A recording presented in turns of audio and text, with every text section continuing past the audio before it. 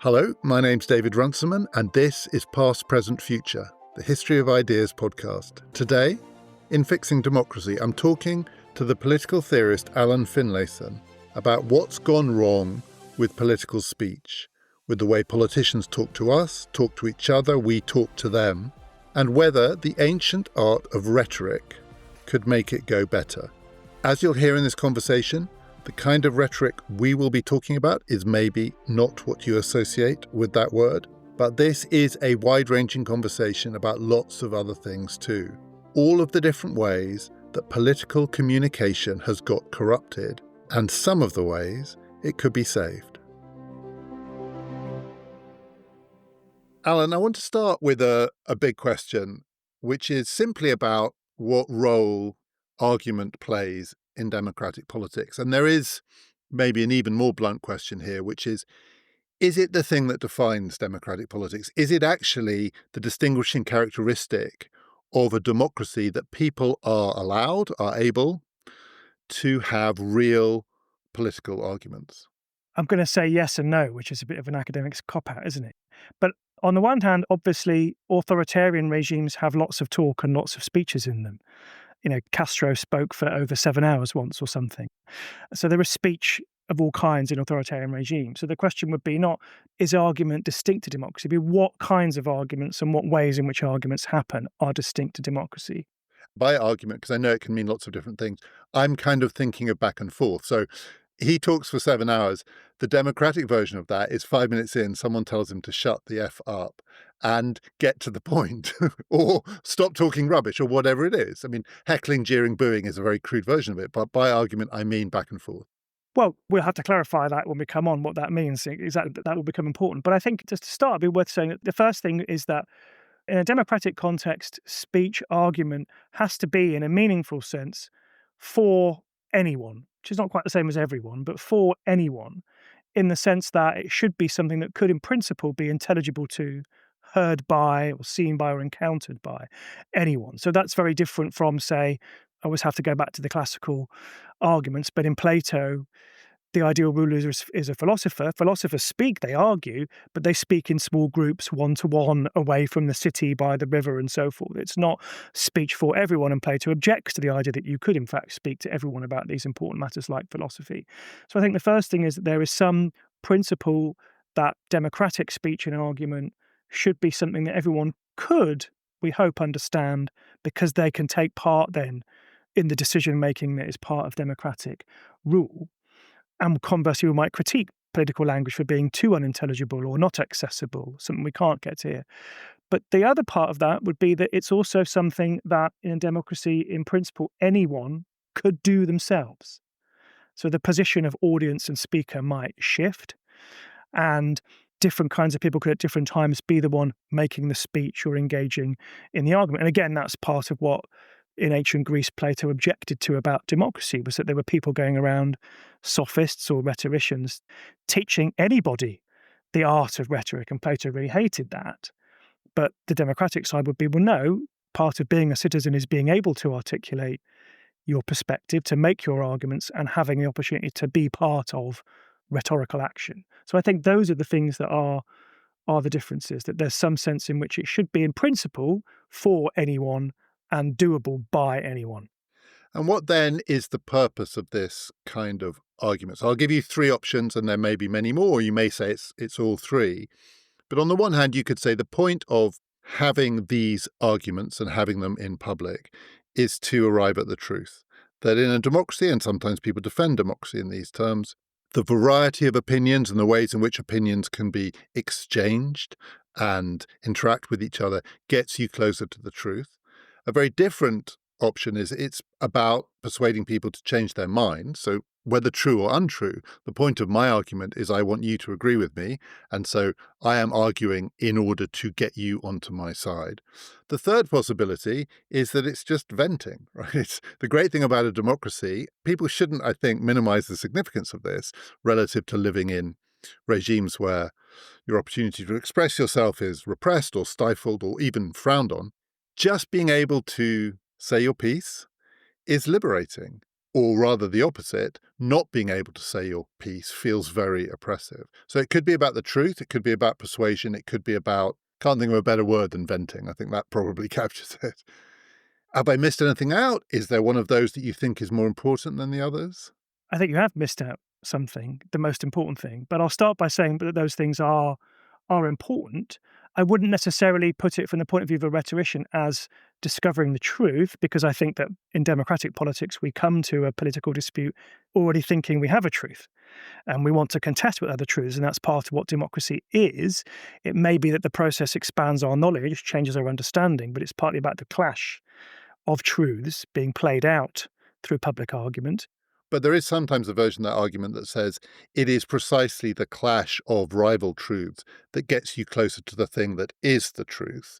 That in regimes that stifle that free exchange of opinion, actually, people are closed off from the thing that emerges from that kind of argument, which is not just consensus, but, and it could be, there are versions of this which is to do with the wisdom of crowds, but the possibility that where a range of opinions get expressed, actually, there is a kind of aggregate of that which is closer to the truth. I mean, we talked about this in our episodes about citizens' assemblies. One of the advantages of citizens' assemblies is sometimes thought to be that 100 people arguing it out gets you closer to the quote-unquote truth.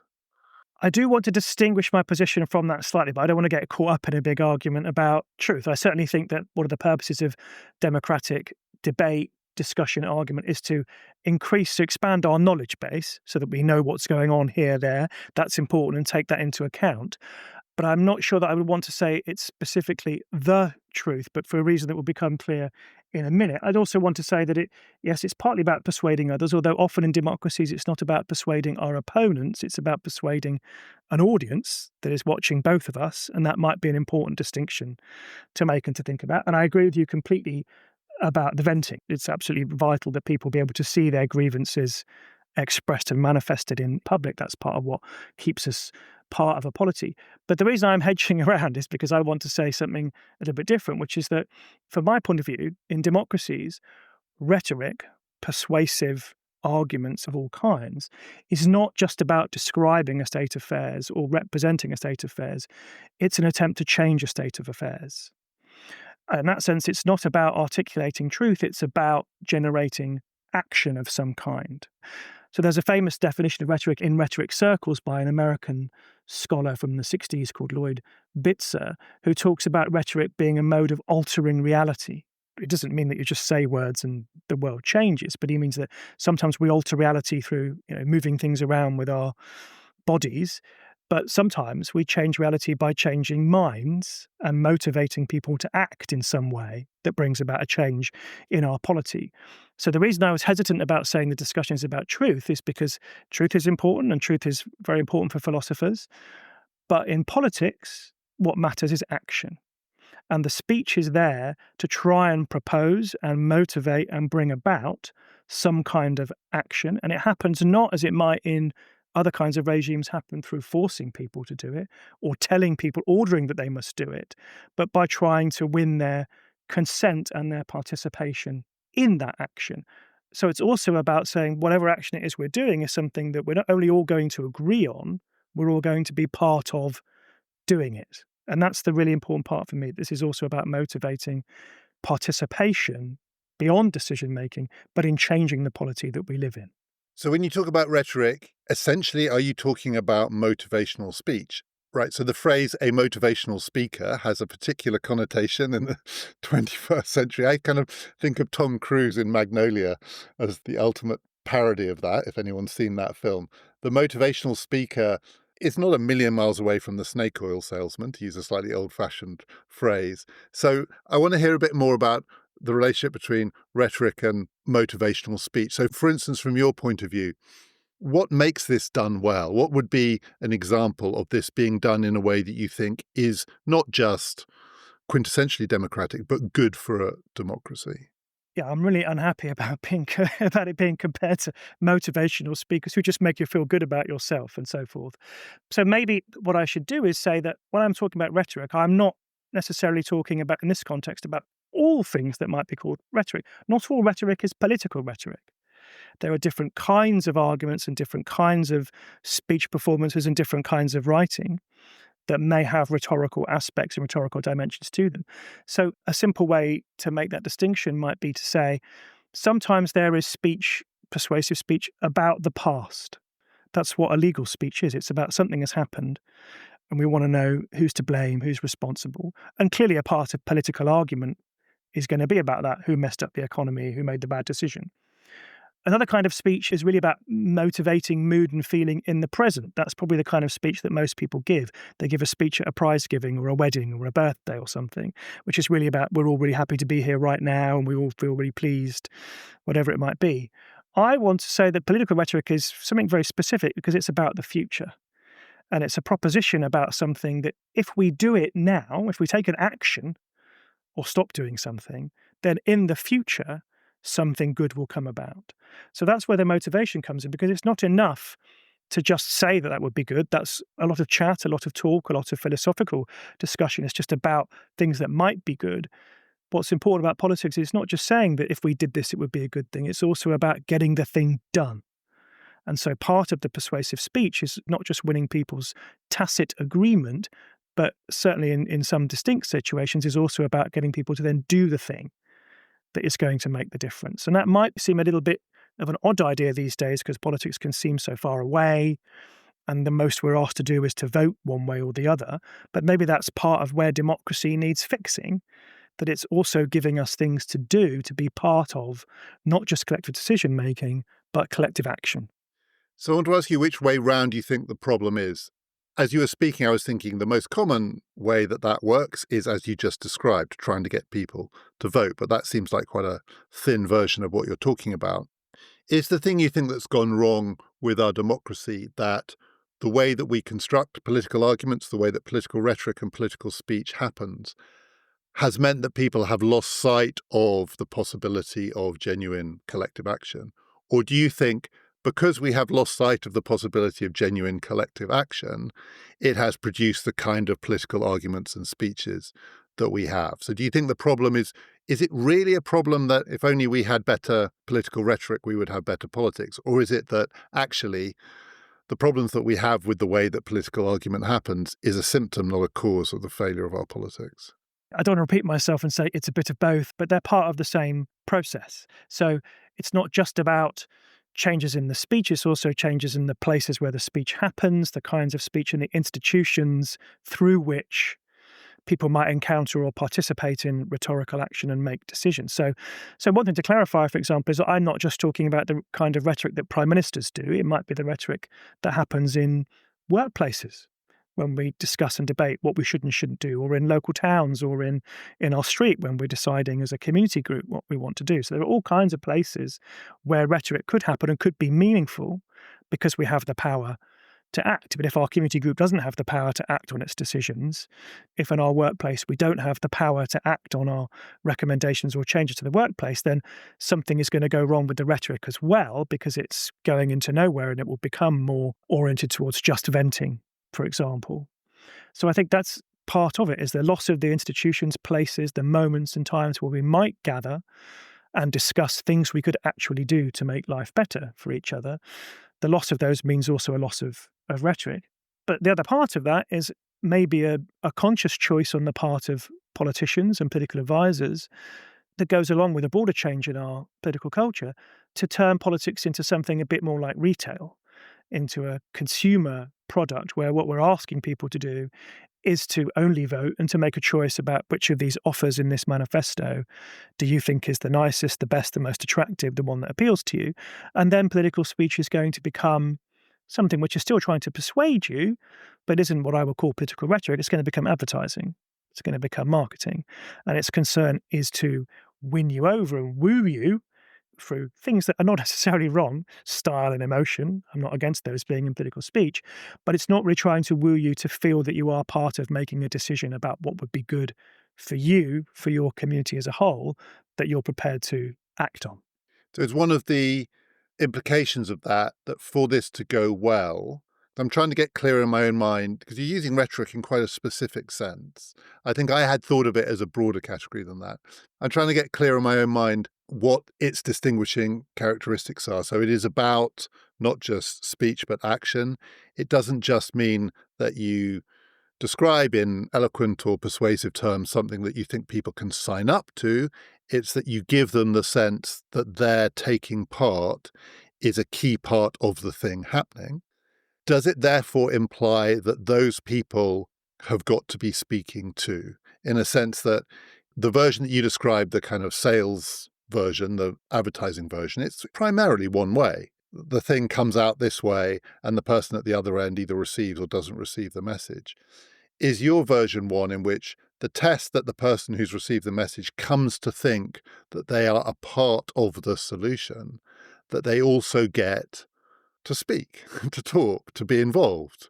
Yes, it is about them speaking, or perhaps about them being involved, but there's a complexity to what we might mean by involved. So let's get into more how a rhetorician might think about the way an argument happens and the way an argument works rhetorically. The essence of rhetoric, from the point of view of rhetoricians or Aristotle, Cicero, and the classical tradition, is that rhetoric is speech that adapts to the situation and to the audience. And that's part of what makes it different from philosophy or science, which is looking for truths and statements that apply and are valid and have meaning regardless of the situation in which we say them. And those are important, of course, and we might want moral and legal arguments of certain kinds to be the same. But what rhetoric does, and what Plato and others don't like about it, is it situates itself at its particular moment and adapts itself to its audience. That's where it gets a reputation for being cynical, because you're just saying one thing to these people and a different thing to these people. Aristotle's much more subtle about it and saying, well, no, if you're talking to an audience of older people, these are the things that might engage them and make them feel appreciative of you and want to listen to you. Younger people will think different things. So it's got elements of thinking about the social situation, not just the psychology, but where people are sociologically, what's going to matter to them, what's going to be important, as well as what they might know about and think and feel. So again, that sounds potentially a bit manipulative or a bit cynical, but part of everyday communication is that we adapt and change how we talk to different people in different situations. We don't talk, well, most of us don't talk the same way to our elderly grandmother as we do to our own children or to our long-term friends. But putting that at the heart of political rhetoric is also a way of saying, because this has to be speech for anyone, you have to take account of the people that you're speaking to and do the work of trying to bridge whatever gaps there are between you so you can be intelligible. And that, I would say, is the first way in which the audience becomes part of the speech process, in a way it isn't with the 7.5-hour speech by the dictator, say, because you're putting the audience at the heart of your formulation of how you want to say what you want to say. How can I say this to these people, to these students, or to these people in my community council, or to these people in my city council? How am I going to make my argument connect with them? And that continues more deeply into a rhetorical discourse without getting too abstruse about it and losing my audience. The essential part of rhetorical argument, certainly for Aristotle and for many thinkers since, is that you try and make propositions that appeal in part to things your audience already believes, things your audience already thinks is true. Now, again, that might sound like that can't be proper philosophical discourse because we should be thinking things we haven't thought before, or science is going to say things that surprise us, that break with our common sense of and common experience of the world. But the point there is to really say you're trying through rhetorical argument to build alliances, to build coalitions and build partnerships, and that you're not just presenting a completed body of thought that you then say, there you go, do you want that?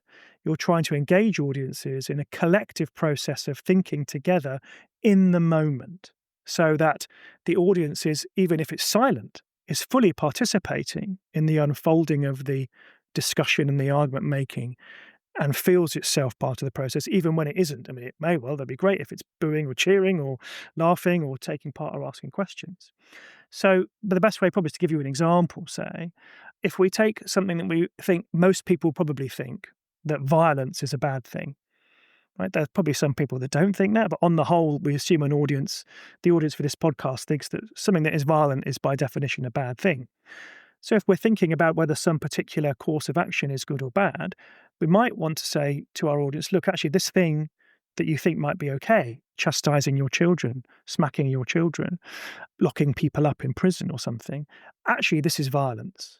And you might try to show to your audience why we should think of that as being violence. We might even want to say, as people do, of course, that forms of speech are violent. So we try and explain to our audience, we describe events, actions in that way and say, we should think of these things as being violence. And because we think of them as violence, we should now take action to stop them because violence is a bad thing to do. And what's happening there is you're making an original argument of your own, but you're also describing events, situations, people in a way that appeals to something that you think is already in your audience, a moral value in this case, but it might be a different kind of thing, an interest or a thing they feel that would be good for their policy. And you're inviting them to reason along with you in seeing that this thing should be seen in a certain way so that they then do something about it. So that thing of thinking along with you, I imagine some people listening to this will think, well, what you described a bit earlier is what politicians do. They spend their lives getting the results of focus groups, being told by their advisors how to make the connection. Find out what people think. You've got to build a coalition, so it's going to involve these people and these people and these people, young people, old people, rich people, poor people, whatever it is. Let's focus group them. Let's find out what messages land with them and resonate. And then let's put together an argument that can draw on the different things that these people would like to hear in trying to persuade them that the thing that you want them to sign up to is acceptable to them. And I think most people find that part of what's hollowing out our politics. The thing that is missing from that in what you just described is the interactive element. The thing about focus groups is it's also actually pretty one way. I mean, I've sat in focus groups, I've seen them done, and the person who convenes the focus group is very careful to be a receptacle of what the focus group wants to say and not to push back. And then that's fed through to the politician, whoever, or the advertising agency that wants to then tailor a message. So it has that kind of your turn, my turn, your turn, my turn aspect to it, which is what's gone wrong with contemporary conversation more broadly. It's just that sense that it's a taking in turns. So the thing that you described sounds like its key distinguishing characteristic is the back and forth is happening in real time. But that also makes it sound quite idealistic. I mean, I'm trying to think of the settings where this might happen. Might it happen in a parliament? We're speaking in the period in British politics, which happens every year, where the parties gather in conferences where they hear speeches by their leaders and senior politicians in those parties, but also there are fringe meetings around the edges and so on. What is the setting in which this can happen in real time? So, for instance, do you believe it can still happen in real time in a parliament? Do you think it could still happen in real time in the British parliament? But let me first of all go back to the focus group point. Like rhetoricians for 2,500 years, I'm always in danger of being accused of being merely cynical, merely pandering, merely engaged in advertising. And I just slightly differ in your description of focus group because one of the problems with the focus group in politics is that it isn't just the politician finding out how they can explain or present their policy to an audience. It might also be finding out what the policy should be. So then you really are, I think, just pandering to an audience. Let's find out what the audience likes, and then we'll just say that, and we'll copy that. I think that's a very different way of thinking about political expression, speech, persuasion, than maybe just finding out, well, what are the kinds of ways in which people think? That's a good thing to know.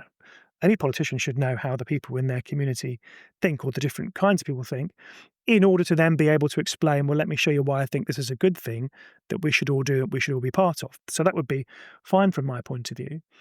Secondly, then, the element of back and forth, we should think about that as happening not just in the moment between an audience, even though it's silent, thinking and responding to the arguments put before it. Maybe it is happening in the form of a debate on a stage happening live. But rhetoric is also happening as part of an ongoing conversation that might take days, weeks, years, that is happening all the time, in which we're seeing the different kinds of perspectives and different kinds of takes that are being made to us or at us by different people with different understandings of whether certain things are violence or not, or how we should feel about the tax rate and the economy.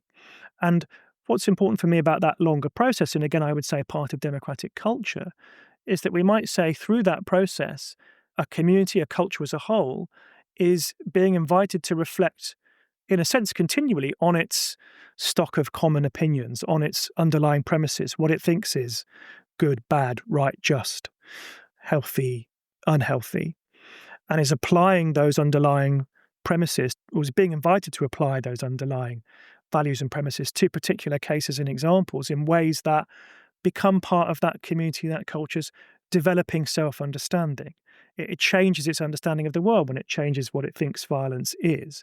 It changes its understanding of what fairness is if it changes its view of wage rates or tax rates and so forth. And that's part of it also reflecting on itself as a culture and community in an ongoing process of disputation that is part of what it is to be a member of a democratic community.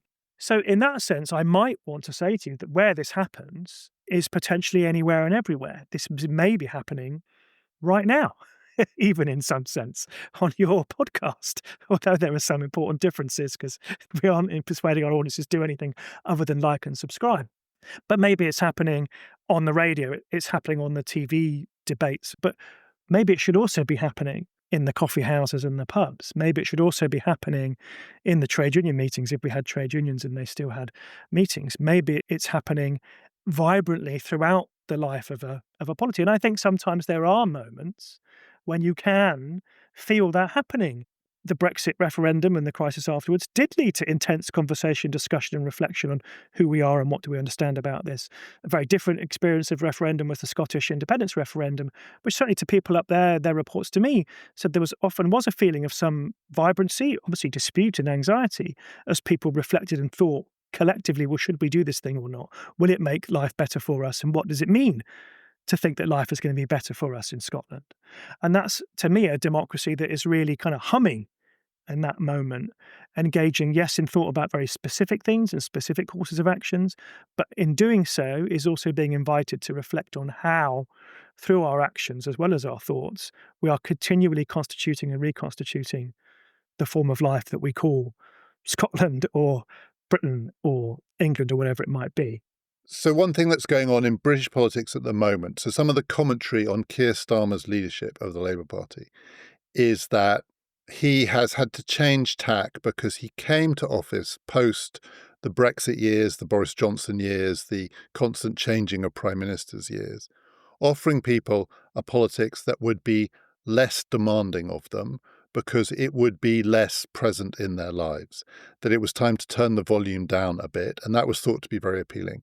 And he's discovered after a year that it doesn't work, because if you turn the volume down, the people who shout loudest will be heard above you. And so he has now turned the volume right back up in his political rhetoric by targeting Nigel Farage and reform, and really, actually, in the last few weeks, completely changing the way he communicates. It's become confrontational, it's become quite aggressive, he's trying to channel a certain kind of anger.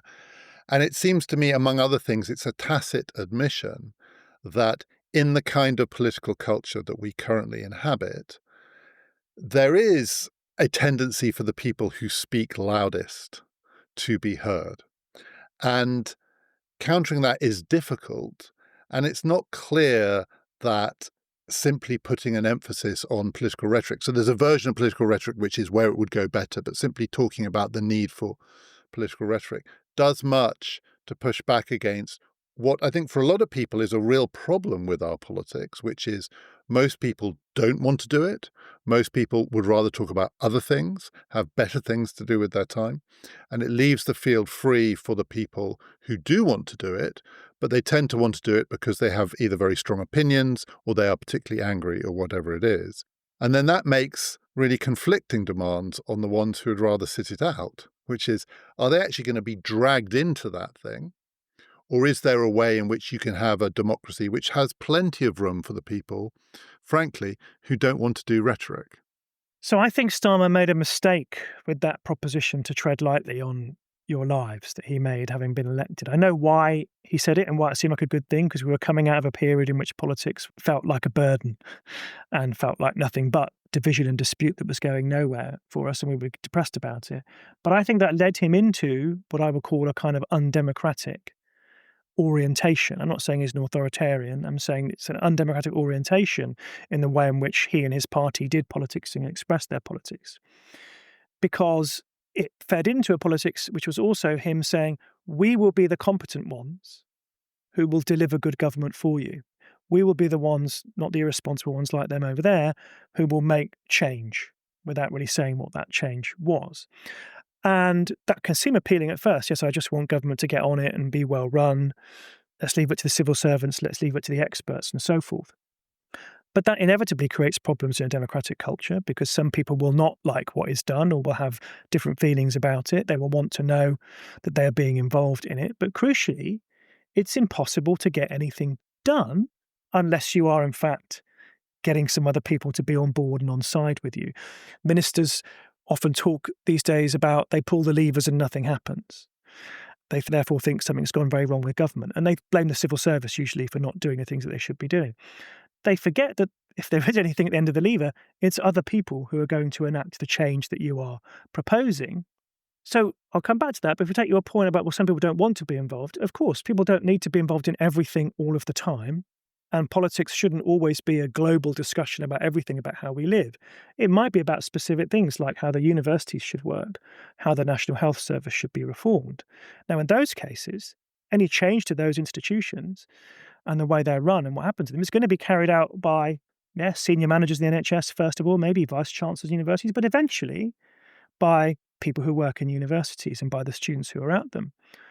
And if we're not feeling on side with that action, we may feel browbeaten to conform, to comply. We may resist it. Things are going to either way begin to get a bit rubbish.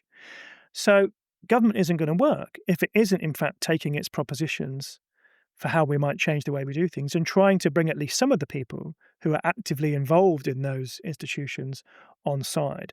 And that means, therefore, persuading them. But that also means, given what I've said earlier, thinking about what the world is like for them, how they understand their situation as doctors or nurses or orderlies or lecturers or other kinds of people in universities, finding ways to connect to and appeal to them and to involve them in. So from my point of view, for example, I would say, because I still work in a university, I have yet to hear any member of the government addressing me directly about the crisis that is going on in the higher education sector. I have no idea what their plans are or what they might or might not want me to do. Is it impossible to conceive of a political situation in which the Minister of Higher Education thinks that part of their job might actually be to communicate directly to the people who work in higher education?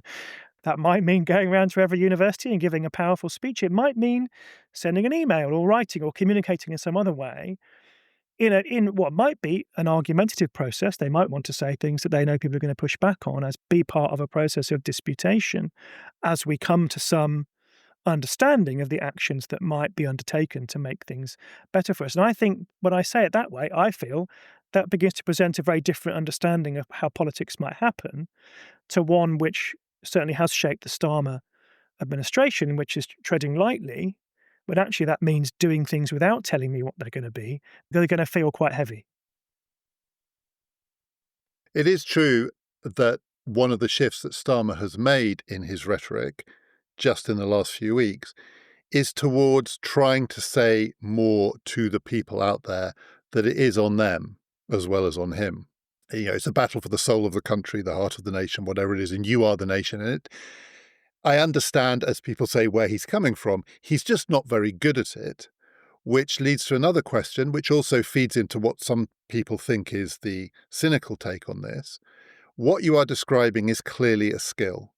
And in the classical version of this, it's a skill that could be taught. Indeed, people spent a lot of time and money trying to learn the arts of rhetoric. It was thought to be a crucial part of being a politician. You want to extend it to citizens, not just to politicians. But sometimes there's a view, because it's a skill, actually, it's a bit superficial if it can be so easily taught, and it chimes with that idea that maybe it's manipulative because there are other skills which are the skills of manipulation. So how far do you think we should still just think of this as a skill? And if we should, why are our current politicians so bad at it? Is it that they just haven't been trained in it? Is it that the demands of the politics that we have now, and we talked about this a bit with Robert Saunders in relation to Neil Kinnock's great speech from 40 years ago at the Labour Party conference then, and he said, well, one of the differences, Kinnock comes from a different school of politics, the school of politics in which he was out on the stump. He was among audiences that really were fighting back. It could be quite scary out there. And also it was very back and forth. He was used, for instance, to dealing with hecklers and all the rest of it. And the contemporary breed of politician just doesn't have that training. So is it a skill? And if it is a skill, why is it, I think it's fair to say, not being particularly well done at the moment? It is a skill, and I don't think that makes it something that we should be suspicious of. It is an art, I might also say, and I haven't talked thus far about the fact that good rhetoric should also be beautiful in some way, eloquent, powerful, engaging. I'm fully in favour of all those dimensions. It can't just be those things. And good speech alone is not going to save us, but I think it should be able to engage people and interest them and maybe even entertain them and amuse them.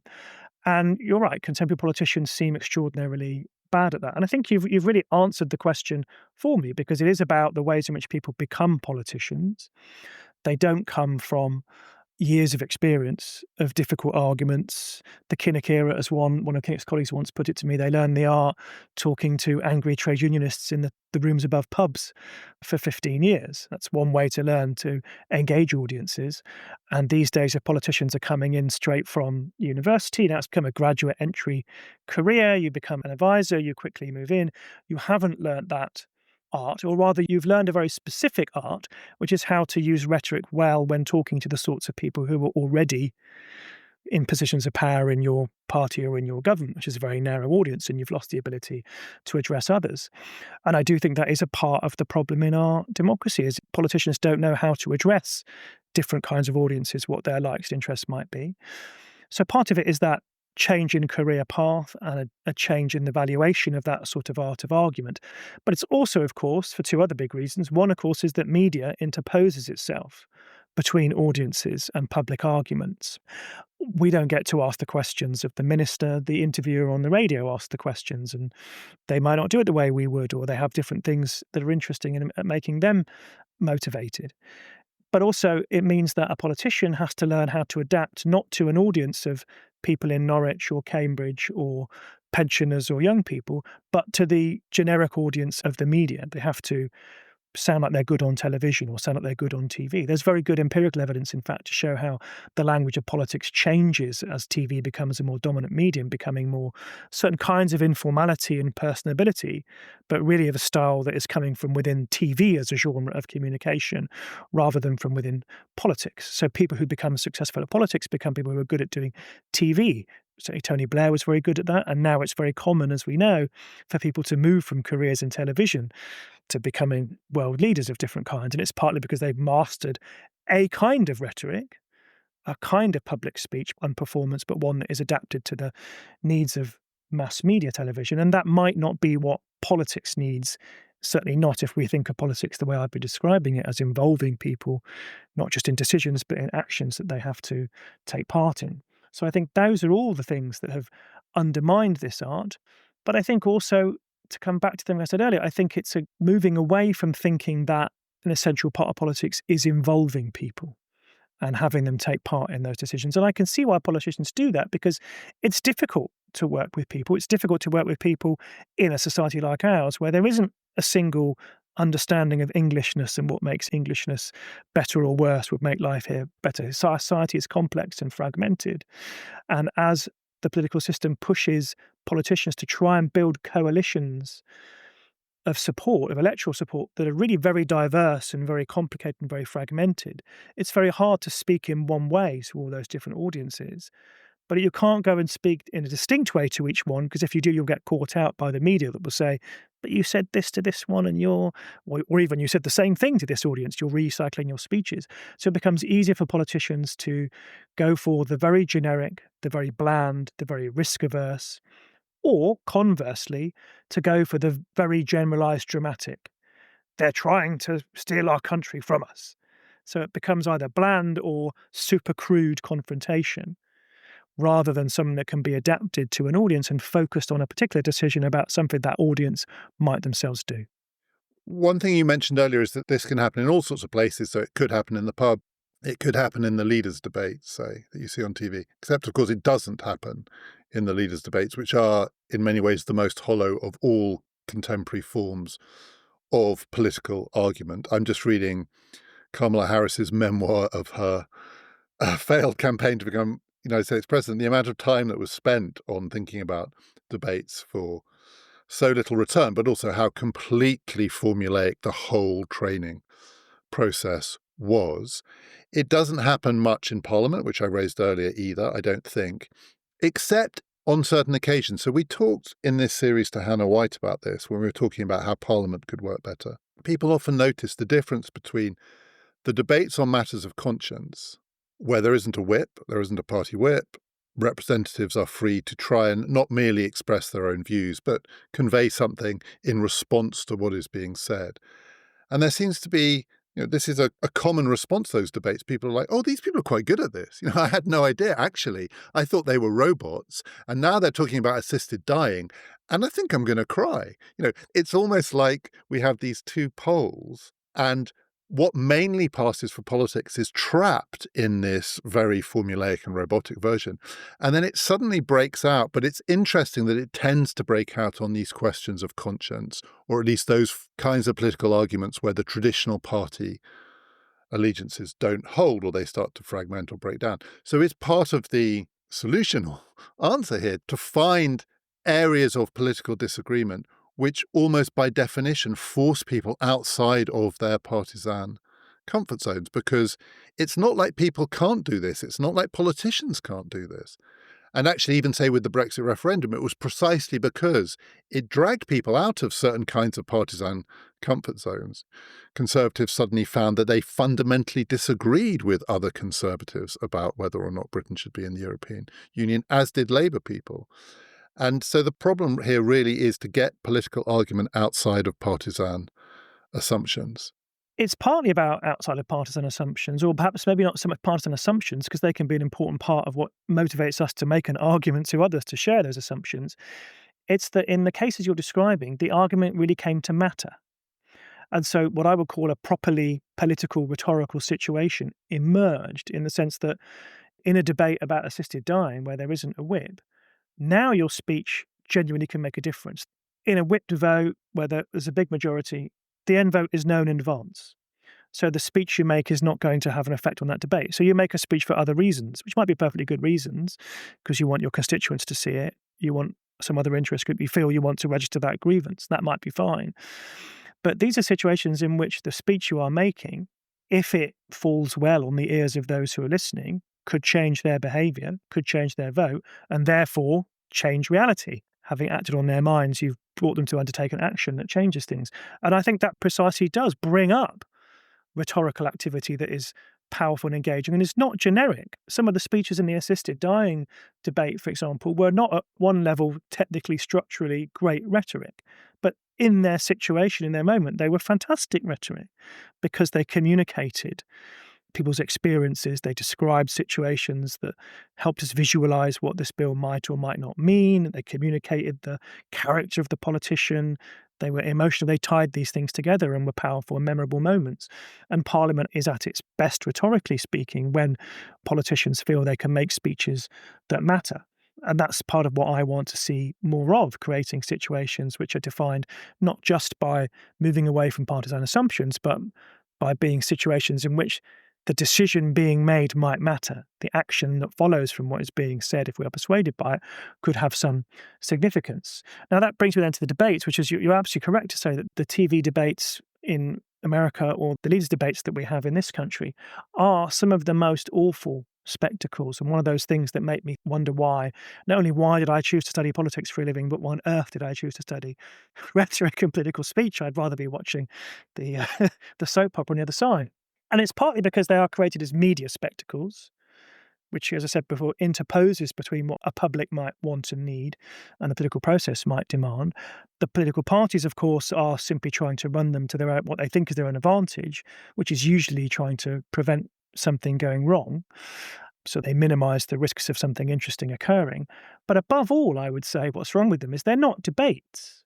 They're not actually structured or organised as a debate. There have been times, particularly in American politics, but in British politics too, where debates between rival leaders, Gadsden and Disraeli, the Lincoln-Douglas debates in the American 19th century, which were part of an election campaign, were really important moments where people with strong differences of opinion on different sides developed an argument and it unfolded over the course of that campaign. But in these so-called leaders' debates, we have an array of them, and they get asked relatively bland questions and are somehow supposed to answer that question, 7 of them in one go. There's not really debate here. What would it be like if instead of organising our debates like that, we actually had a proper debate question?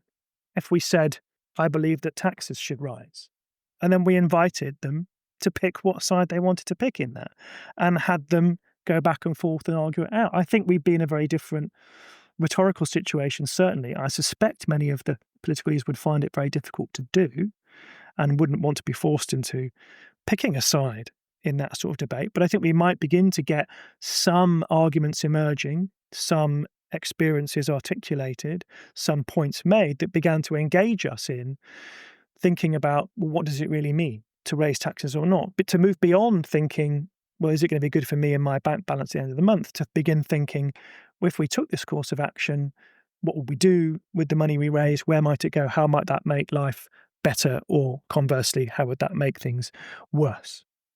Two other things I think that are wrong with leaders' debates. One is the risk profile is the wrong way round. So the assumption is you're not actually going to say anything that's really going to change anyone's minds. But you could say something so stupid that you're remembered as having made a gaffe. And if it is a gaffe-averse process, you are not going to get Ciceronian rhetoric. The other thing is, it's not always the case that the media does interpose, in that the fashion in these debates is to have the town hall version where you get a direct interaction between the candidates and an audience. This started in Britain with the 2010 prime ministerial debate. And the low point for me was when they all realised they had to name the person in the audience and say, well, Derek, well, Janet, I hear you personally. And it was the robots trying to do human. But it's also because the people who are picked are generic people. They're picked for being generic. The reason I had to stop watching Question Time, the BBC town hall equivalent, was the BBC had to have a very balanced audience, and then the people in the audience who asked questions were sort of meant to be representative of a point of view, and everybody had to play their part. So it wasn't as if really there was much chance for the thing that you're describing, because even the members of the public, they were there because they represented a particular type of person, point of view, demographic, age profile, whatever it is. And the thing that you're describing is not that. The other thing, though, I want to ask you is, all of the things that you've been talking about make it sound like perhaps the most important thing is that this happens face to face. Not necessarily, and not always. The Kinnock speech that we just did a couple of episodes on, the electricity was the electricity that it didn't just present for television. Something happened in the room and there was cheering and jeering. A lot of the things that you describe, those assisted dying debates in Parliament, you could make a difference to the people who were there, who were listening in the room. This is my way of asking you, do you think this can happen on social media? So do you think the kind of rhetoric you describe, let's take the ideal version of it, with its persuasive, collaborative, seeing the other person's point of view, action-oriented, motivational aspects, could you do that on a social media platform? Is it even possible? So I find that a really, really interesting question, and it's something that I think about a lot because I'm trying to write about digital media and how rhetoric is being changed by digital media. So I think on the one hand, I do think there is a certain value in real-time face-to-face as an experience of citizenship for audiences and participants of all kinds, as a moment of forming a public for a brief moment with a focus on a particular action. I think that's a really important experience people should have. And I think the decline in opportunities or regularity of that experience is part of the decline of the vibrancy and health of democracy.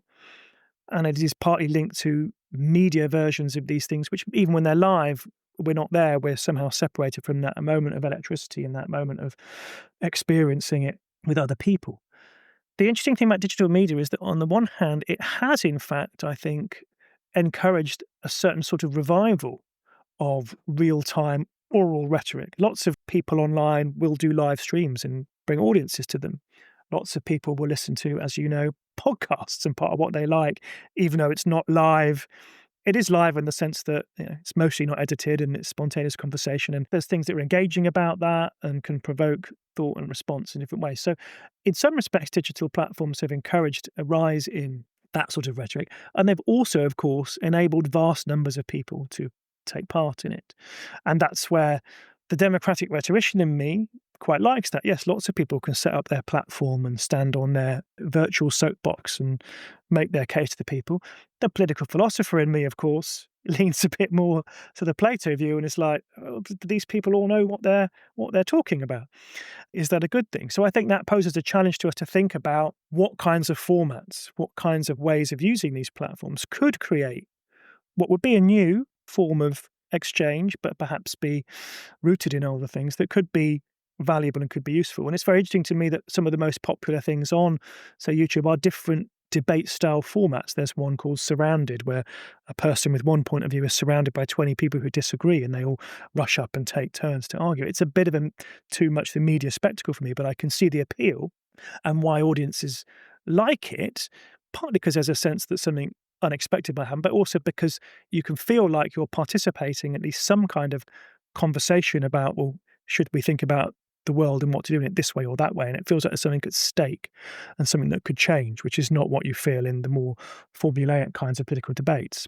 So I think there are ways in which we might be able to recover some elements of good political rhetoric, but for me, it still has to be connected to there being some kind of meaningful action at the end of it. And the part of what is most problematic from my point of view about digital forms of rhetoric is that there is nothing at stake because the people participating and talking don't get to make a decision that will have some effect. Talk can go on, can become just entertainment, just vitriol, just audience building. Or it can become recruitment to a cause in which the action is let's unite and organise against our enemies, and it can intensify the kind of sectarian division, which is clearly characteristic of a lot of polities right now. So that makes me want to ask you about the version of this which did, following his murder, provoke a lot of argument about whether this was a good or bad way to do politics, which is the Charlie Kirk version, which touches on some of the things that you describe. For some people, here was someone who was heroically trying to resuscitate a version of politics in which you do go into the room, argue it out with people who have very different points of view from you. It has an ask me anything quality to it. It was also gladiatorial. It was about building a social media profile. It was clippable in ways that he could then use and so on. But a lot of people following his death were struck by the ways in which he was nonetheless genuinely trying to do something which is missing from our politics, which is to be in the room with people who really disagree with you and let them have it out with you, leaving aside the terrible way that story ended. Do you think that there is a greater need in our politics for the kind of thing that Charlie Kirk did? Or do you think, you may not want to talk about this, I'm aware, do you think that actually, in the end, that was a version of the things that you described, which is how it can go wrong? It was simultaneously actually a sort of hollow performance and also about driving increased partisanship. The rival view is that almost no one is doing what he was doing, which is believing that people with radically different views are capable of changing their minds. It's true, he didn't change his mind much, but nonetheless, the premise was there. I think that Kirk's success online, at one level, indicates that what I'm describing in quite an arcane, academic, historical sort of way, actually, when done, does enthuse people and engage people, and there is some degree of hunger for it. There is something that feels important and significant about that sort of presentation of arguments and positions that is oriented towards, in Kirk's case, for example, showing that the way things are done could be very different. We could do things very differently. We could change the country in quite a dramatic and quite a stark way. I think it's important to note that and to think about the ways in which part of the enthusiasm for that might be precisely because that's missing from other areas of political life. I do think that a lot of what Kirk did was often oriented. I mean, he wasn't really coming in looking to have his mind changed. He came in with a partisan position, which is fine. I'm not opposed to that. Politics is partly about arguing your case. But often I think organised situations that were designed to support his particular perspective, build the brand, make opponents of his look stupid for its own sake, rather than necessarily tied to thinking about how we might more broadly build a community that all can live in. And we could, in a different context, talk in more detail about what kinds of arguments help people participate, what kinds of arguments don't help people participate. Can we come up with some views about what's right and wrong?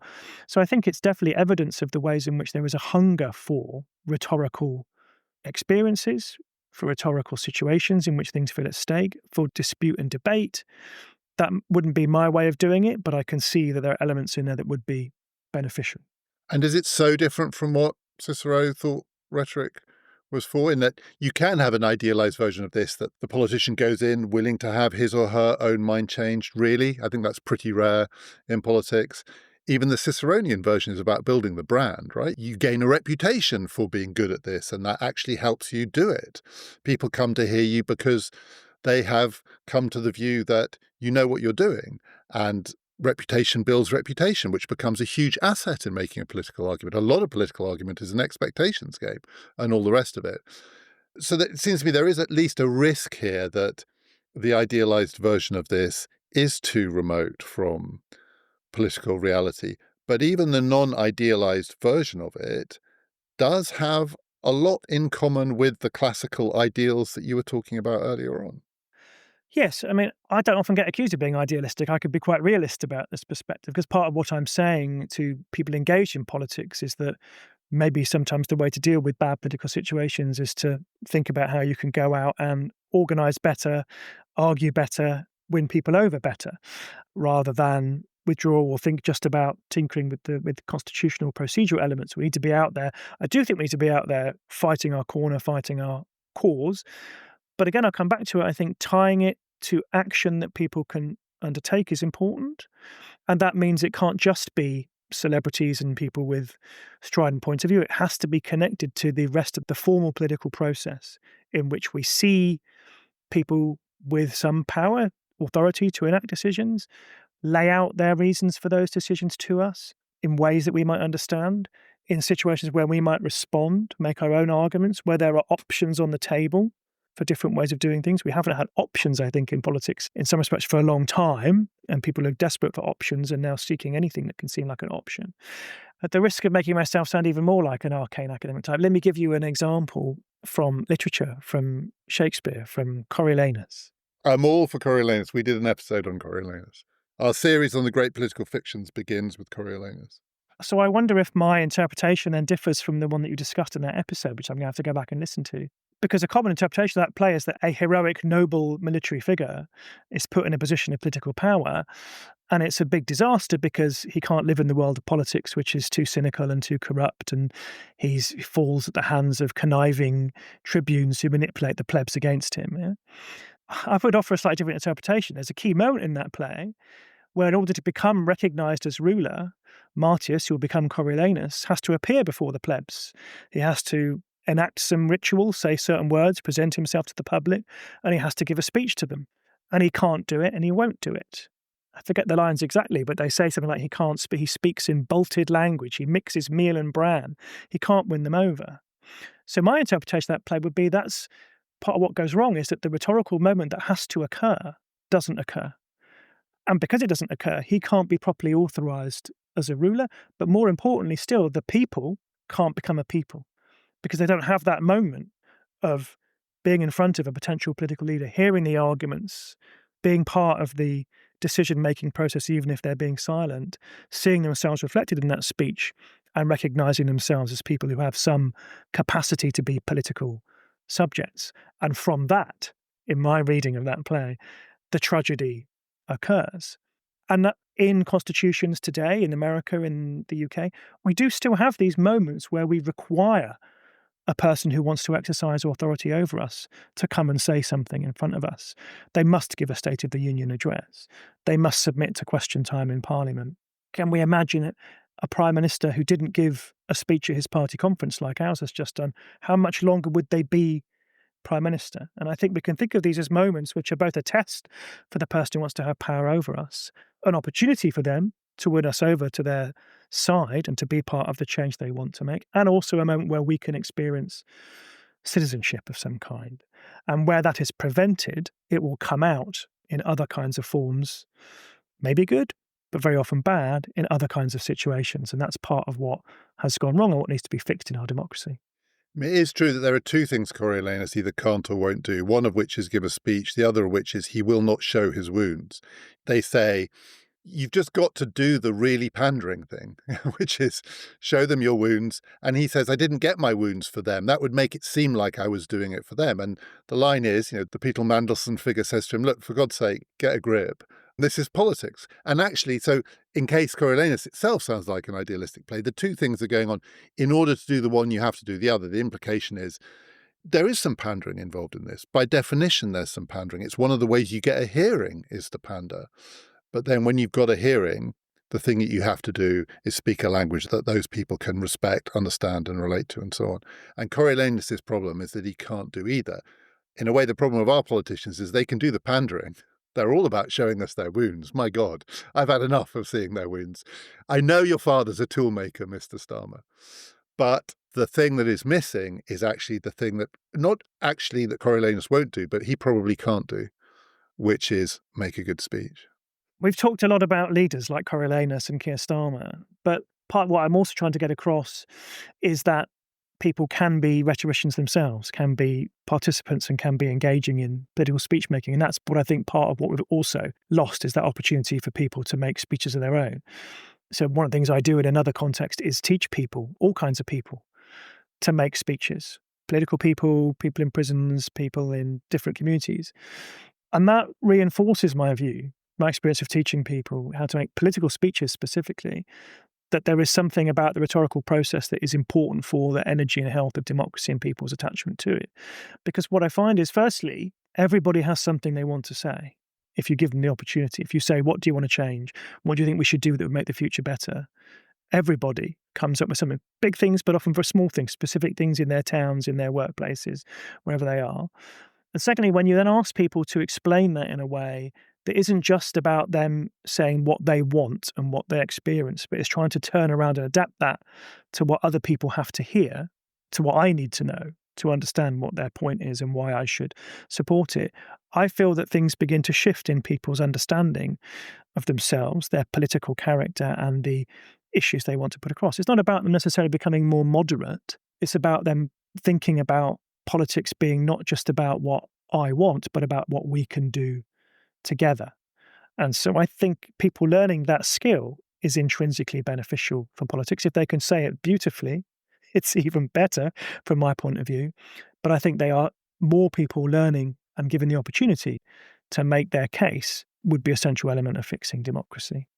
And I would say that therefore also means there need to be more places in the system where that can happen. So it's not merely about letting people, indeed you'll build up frustration.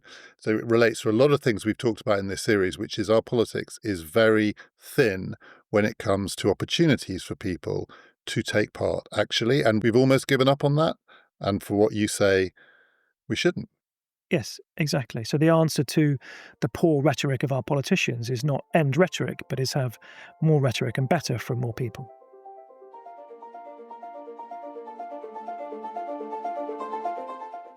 A reminder that if you would like to hear the latest bonus episode to accompany our series on fixing democracy, it's available now on PPF Plus.